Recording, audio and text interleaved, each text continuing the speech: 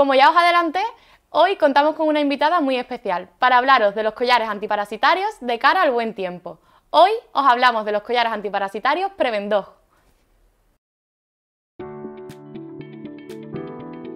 ¿Por qué utilizar Prevendog? Estos collares protegen frente al flebotomo, que es el que provoca la leishmaniosis en nuestros peludos, además de proteger frente a garrapatas y mosquitos. Su collar es de color gris, además no tiene fragancia.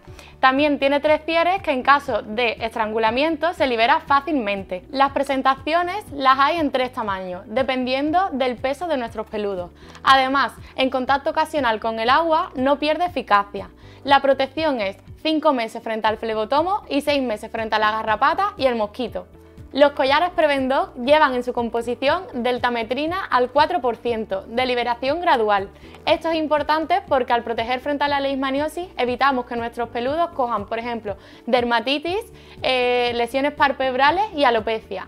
También fiebre, cojera, lesiones articulares y úlceras en la piel. La leishmaniosis puede provocar también lesiones gastrointestinales, renales y las más importantes, que son las neurológicas. Bueno, aquí tenéis a Flora. Es un teckel de aproximadamente 4 kilos largo, así que para ella elegiría Prevendog el tamaño más pequeñito.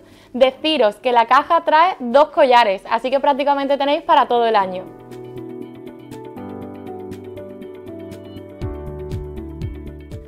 Este es el collar, ¿vale? Que viene enrollado, se quita esta parte.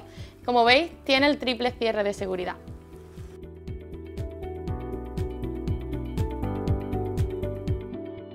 Estos son uno de los muchos productos que tenemos disponibles en la web para el cuidado de nuestras mascotas. No olvidaros de la importancia de la prevención y para cualquier tipo de duda, como siempre, estamos disponibles. Escríbenos.